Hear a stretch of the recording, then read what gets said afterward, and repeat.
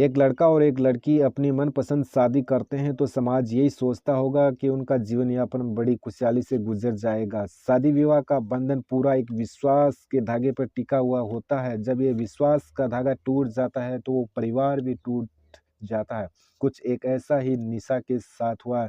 निशा ने अपने पति के साथ विश्वासघात किया और अपना परिवार उजाड़ लिया। जी हाँ दोस्तों, हम ही आपको एक घटना सुनाने जा रहे हैं। इस घटना के माध्यम से हमारे साथ बने रहिएगा। उत्तर प्रदेश के बदायूं शहर के अंदर एक सिविल लाइन्स है और इस सिविल लाइन्स के अंदर एक होली चाइल्ड स्कूल होती है। निशा इसी स्कूल में पढ़ाती है। उसका पति राजकुमार पादरी था, जिसकी पोस्टिंग बदायूं जिला मुख्यालय से लगभग 23 किलोमीटर दूर वीरगंज इलाके में एक चर्च होती है, वहां पर होती है। चर्च में ज्यादा काम रहता था तो राजकुमार अधिकतर रात को वहीं रुक जाता था। निशा को स्कूल की बिल्डिंग में रहने के लिए एक कमरा मिला हुआ था, जहां उसका पति राजकुमार और 2 बेटियां रागनी व तमन्ना के साथ रहती थी। राजकुमार और निशा की मुलाकात लखनऊ में पादरी के काम की ट्रेनिंग के दौरान होती है। एक दूसरे को पसंद करते हैं, एक दूसरे के बीच काफी नजदीकियां बढ़ जाती हैं और ये मामला अपने घर तक पहुंच जाता है। निशा मूल रूप से गोरखपुर जिले की रहने वाली होती है। राजकुमार और निशा अपने घर पर ये बात बताते हैं शादी के लिए, और शादी वाली बात बताते हैं तो दोनों तरफ से परिवार की ओर से सहमति हो जाती है। राजकुमार और निशा के बीच 2014 में पारिवारिक सहमति के कारण ये शादी भी हो गई थी। राजकुमार की पहली पोस्टिंग कासगंज जिले से सोरे कस्बे के नवनीत चर्च में होती है और इसी बीच उनकी शादी भी हो जाती है और उसके बीच कासगंज से वीरगंज उसका जो ट्रांसफर भी कर दिया जाता है। शादी का कुछ समय दोनों के बीच अच्छा चल रहा था। अब जैसे ही वक्त धीरे धीरे गुजर रहा था, निशा की नीयत भी धीरे धीरे गुजर रही थी। निशा को राजकुमार के घर का माहौल अच्छा नहीं लग रहा था। निशा होती है वो इंटरमीडिएट पास थी, वह अंग्रेजी भाषा है उसकी अच्छी पकड़ थी। वह सोचती है कि किसी इंग्लिश स्कूल में उसे नौकरी मिल जाए। नौकरी करने वाली बात अपने पति और सास ससुर को बताती है और घर वालों को कोई एतराज नहीं होता है। निशा को इजाजत हो जाती है नौकरी करने के लिए, थोड़ी कोशिश करती है और निशा को होली चाइल्ड स्कूल में नौकरी भी मिल जाती है। नौकरी मिलने के बाद निशा बहुत खुश होती है और उसका छोटा सा खुशहाल परिवार रहता है। यानी कि शादी होने के बाद 2 बच्चियां होती हैं, रागनी और तमन्ना। उसका पति, 4 मेंबर उसी कमरे में रहते हैं। उसका जीवन यापन बड़ी सुख से चल रहा था। सब कुछ ठीक चल रहा था, पर वक्त जब करवट लेगा ना तो किसी को आभास नहीं होगा। स्कूल की नौकरी करते करते निशा को लगने लगा कि राजकुमार से शादी करके उसने जीवन की सबसे बड़ी भूल कर दी है। अगर वह जल्दबाजी नहीं करती तो शायद मुझे अच्छा पढ़ा लिखा पति मिल सकता था, मैं ऐश करती। ऐसे विचार निशा के मन में आने लगे। जितना मिलता था उनसे संतोष नहीं करती थी, कुछ ज्यादा पाने की चाह बढ़ रही थी। कहते हैं अक्सर ज्यादा पाने की चाह में लोग बहुत कुछ गंवा देते हैं। निशा का भी यही हाल था। अब धीरे धीरे राजकुमार और निशा के जीवन में परेशानियां बढ़ने लगी। निशा छोटी छोटी बातों को लेकर राजकुमार के साथ झगड़े करना लग जाती थी। सीधे साधे राजकुमार को हैरानी होती थी कि आखिरकार निशा को क्या हो गया है। एक दिन निशा ने कहा, तुम क्या थोड़ी और पढ़ाई नहीं कर सकते? कम से कम मेरी तरह इंटर पास कर लेते, पढ़े लिखे होते तो तुम्हारा दिमाग भी खुल जाता। लेकिन राजकुमार कहता है, मैं जितना पढ़ा लिखा हूँ उतना सही है, मैं मेरे काम में परफेक्ट हूँ, मैं अपने धर्म ज्ञान को बेहतर तरीके से दे सकता हूँ, लेकिन अपनी बेटियों को खूब पढ़ाऊंगा लिखाऊंगा। ये बात कहकर राजकुमार घर से बाहर निकल जाता है, क्योंकि उसकी पत्नी निशा बहुत ही लाल पीला हो रही थी। थोड़ी देर बाद जब वह वापस घर पहुंचा तो निशा शांत हो चुकी थी। राजकुमार राहत की सांस लेता है और निशा होती है राजकुमार को खाना खिलाती है। तभी स्कूल का चपरासी 20 वर्षीय अर्जुन घर पर आता है और निशा को चाबियां देता है और कहता है, मैडम मैंने बाकी ताले बंद कर दिए हैं, आप केवल बाहर का गेट है वो बंद कर दीजिएगा, अब मैं घर जा रहा हूँ। तो निशा कहती है, अर्जुन बैठो, मैं आपके लिए चाय बना रही हूँ। लेकिन अर्जुन मना कर देता है, मैं चाय नहीं पीता। फिर एक बार फिर कहती है, अर्जुन नहीं, चाय पी के जाना। फिर अर्जुन बैठ जाता है उसी कुर्सी पर और चाय पीता है। चाय पी के वो वहां से चला जाता है। अब जाने के बाद जो राजकुमार है वो अपनी पत्नी निशा से कहता है, निशा इसके जो हाव भाव मुझे अच्छे नहीं लग रहे, अर्जुन की आदत अच्छी नहीं है, इनसे आप बच के रहना। ये स्कूल चपरासी है, तुम एक टीचर हो, स्टैंडर्ड का थोड़ा ध्यान रखो। फिर वो निशा जो है गुस्से में हो गई, इसमें स्टैंडर्ड वाली क्या बात है, तुम अपने काम पर ध्यान दो, कुछ स्टैंडर्ड व स्टैंडर्ड नहीं है, ऐसा कुछ राजकुमार से कहती है। लेकिन राजकुमार ऐसा बात को आगे नहीं बढ़ाना चाहता था, वो शांत हो जाता है। कुछ दिनों बाद राजकुमार की तबीयत खराब हो गई थी और वह कभी-कभी 2 दिन तक चर्च में ही रुक जाता था और बधाई नहीं आ पाता था। और इसी बीच निशा होती है वो अकेलेपन का महसूस करने लगती है। अर्जुन के बारे में सोचती है। अर्जुन एक स्मार्ट लड़का होता है और स्वस्थ होता है। वैसे भी निशा के साथ वह घुल-मिलने लगा था। अब राजकुमार की यानी कि राजकुमार जब घर पर नहीं होता तब भी निशा के कमरे में आता-जाता रहता था और उनकी बेटियों के लिए खाने-पीने की जो चीजें हैं वो भी लाता था। निशा के मन में अर्जुन अपनी जगह बनाने जा रहा था। निशा भी अर्जुन के बारे में कुछ सोच रही थी कि कुछ ख्याल उसके सामने आ रहे थे। इधर अर्जुन भी निशा के बारे में सोच रहा था, लेकिन निशा के पति की वजह से वह आगे बढ़ाने की जो बात है यानी हिम्मत है वो नहीं जुटा पा रहा था। कहा जाता है कि फिसलने की ओर बढ़ने वाले कदम आसानी से दलदल में पहुंच जाते हैं। यही निशा के साथ हुआ। एक दिन शाम को निशा के पास राजकुमार का फोन आता है और उसने कहा कि आज रात को मैं घर नहीं आऊंगा। इस फोन कॉल ने निशा के दिल के हलचल बढ़ा दी और उसकी धड़कन तेज कर दी। अब निशा के दिमाग में अर्जुन घूम रहा था। उसने कमरे के बाहर निकल कर देखा था। उस समय अर्जुन स्कूल के काम निपटा कर घर की तैयारी कर रहा था। निशा ने आवाज लगाई कि अर्जुन इधर आओ मेरे पास और कुछ काम है। अर्जुन उसके पास आता है और कमरे में जाने के लिए कहता है और निशा होती है उसके लिए चाय बना के ले आती है और चाय का प्याला आगे बढ़ाते हुए बोलती है, राजकुमार आज घर पर नहीं आएगा, अकेले हैं, मुझे डर लगेगा, तुम आज रात को यहीं रुकना।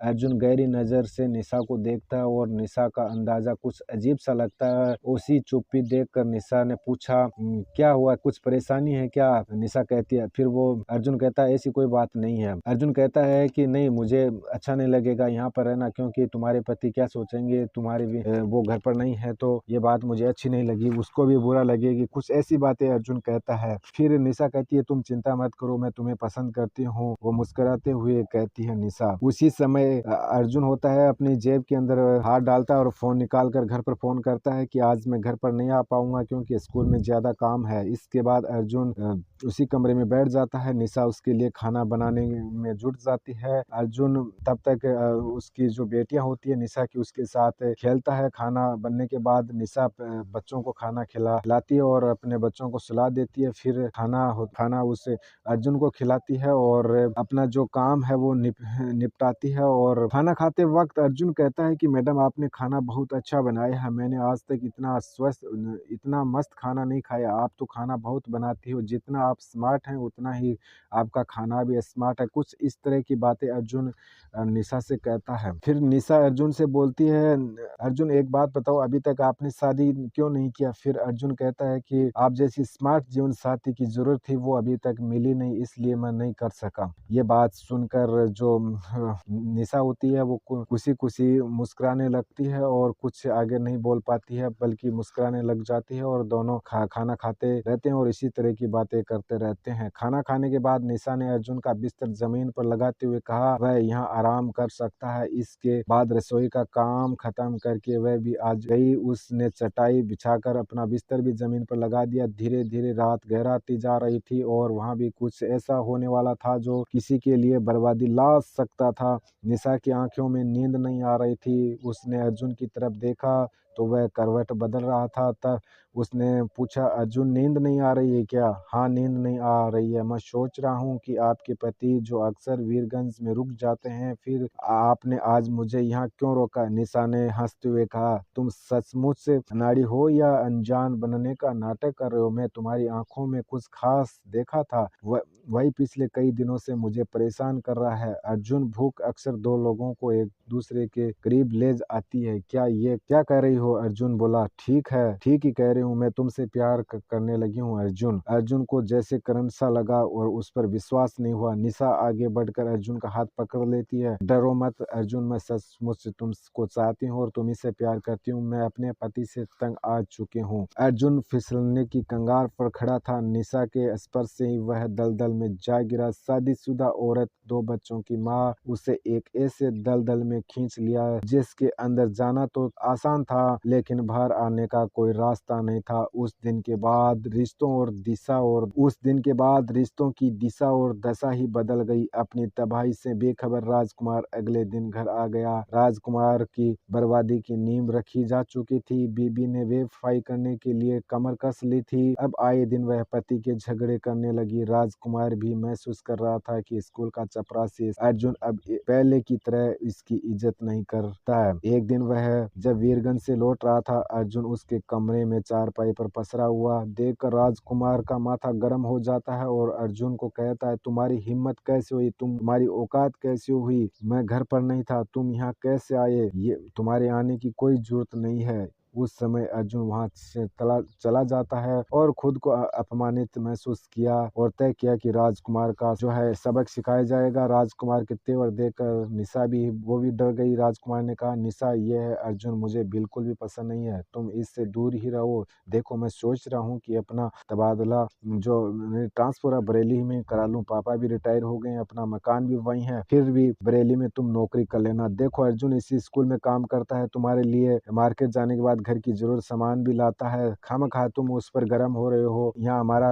कमरा है, सब कुछ है, कोई परेशानी नहीं है, जॉइंट फैमिली में मैं रह नहीं सकती। निशा कुछ ऐसे अपने पति को समझाती है। राजकुमार अनभिज्ञ था। पत्नी के संबंधों से राजकुमार को अभी तक पता ही नहीं था। अर्जुन और उसकी पत्नी के बीच पिछले 6 महीनों से इतने गहरे संबंध थे। निशा बदल रही थी। कहते हैं इश्क और मुंह पाए छिपता नहीं। निशा और अर्जुन के संबंधों की जो सच्चाई है वो सामने आने लग गई। उस दिन अर्जुन घर जाने वाला था। राजकुमार का पति का फोन आया, आज रात को फिर घर नहीं आएगा। ये खबर सुनकर निशा खुश हो जाती है और अर्जुन को कहती है, आज रात फिर अपनी होगी क्योंकि राजकुमार आज भी घर नहीं आएगा। ऐसा करो कि तुम नहा धो लो, फ्रेश हो जाओ और मैं तुम्हारे लिए चाय बनाती हूँ। निशा गैस पर चाय चढ़ा दी। अर्जुन भी फ्रेश होने के लिए चला जाता है। फ्रेश होने के बाद निशा के साथ साथ चाय पीने लगता है और चाय की चुस्कियां लेते हुए बोला, ऐसा आखिर कब तक चलेगा, हमें कुछ करना ही चाहिए। हाँ करेंगे, कहते हुए निशा ने कहा, अभी तो इन पलों को ही जी लो, जो पल हमें मिल रहे हैं इन्हीं पलों को जी लो। इसके बाद दोनों मौज मस्ती में लीन हो गए। अर्जुन इस बात से बेखबर था कि बाहर का जो गेट है वो बंद नहीं किया। अचानक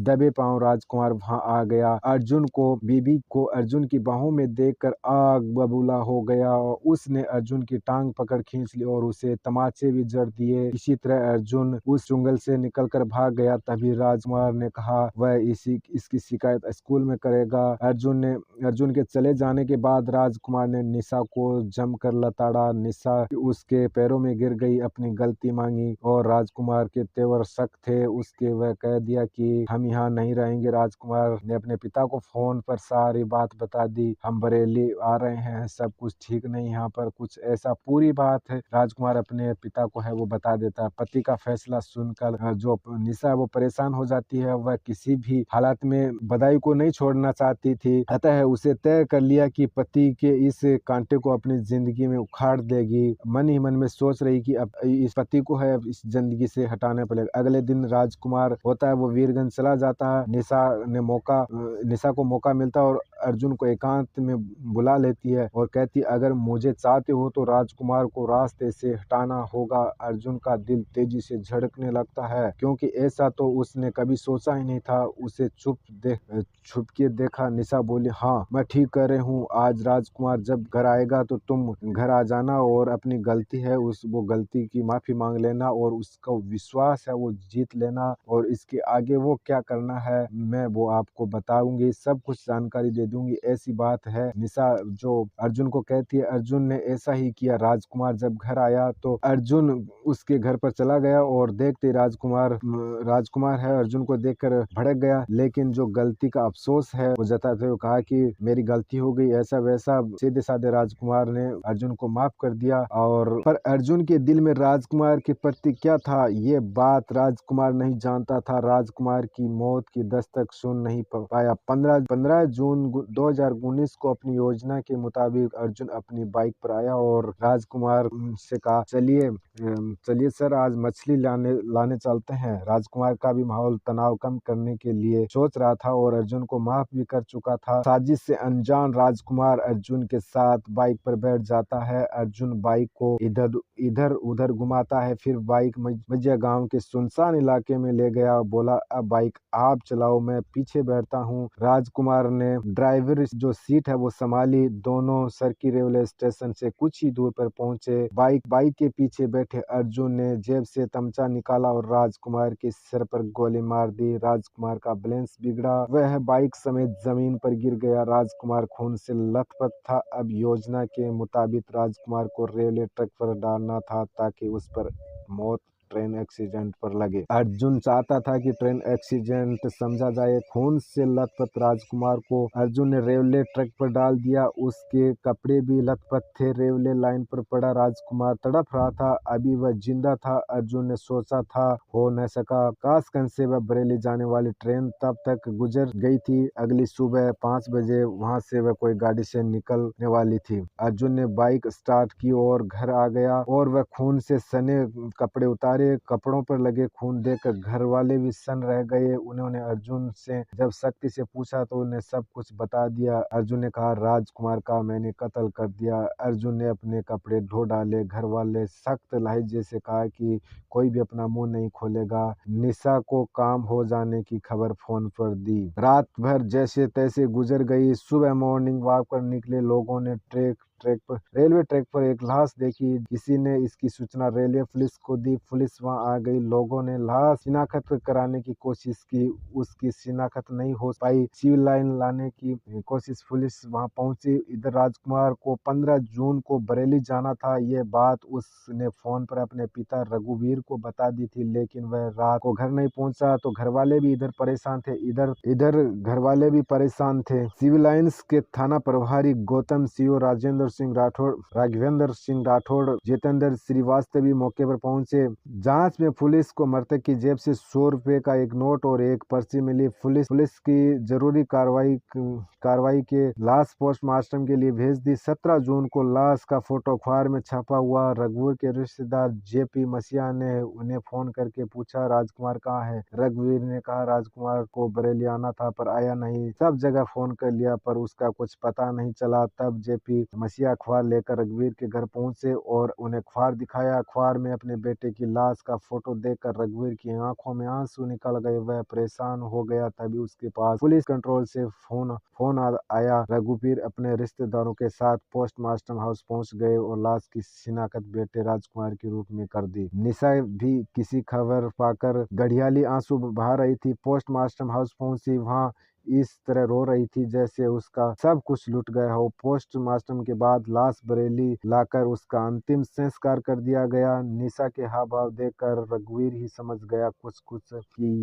ये सब कुछ है अपनी पुत्र वधू के कारण हुआ है। उन्हें शक था कि उनके बेटे की हत्या निशा ने करवाई, क्योंकि उसके रंगे हाथ पकड़ने पर राजकुमार ने उसकी शिकायत अपने पिता से ही की थी। रघुवीर ने जांच अधिकारी के सामने अपनी पुत्र वधू और अर्जुन के नाजायज संबंधों के खुलासा किया। पुलिस ने अर्जुन को हिरासत में लिया। अर्जुन ने अपने हाथ का ब्लेड से निशा का नाम भी लिखा हुआ था। पुलिस ने निशा और अर्जुन को आमने सामने बैठाकर पूछताछ की। दोनों एक दूसरे पर इल्जाम लगाने लगे। उनकी दीवानेपन आशिकी की जो हवा भी निकल चुकी थी। दोनों ने अपना जुर्म स्वीकार कर लिया। अब दोनों जेल जाने का डर सता रहा था। पुलिस रागनी और तमन्ना ने अपने माँ बाप दोनों खो दिए। राजकुमार की मां आशा मसीहा ने कहा कि से विश्वास नहीं हो रहा है कि बहू ने सीधे साधे बेटे को मरवा सकती है। अब इस उम्र में अपने बेटे की जो बच्चियां हैं इसकी परवरिश कौन करेगा। इस परवरिश के लिए मुझे जीना है।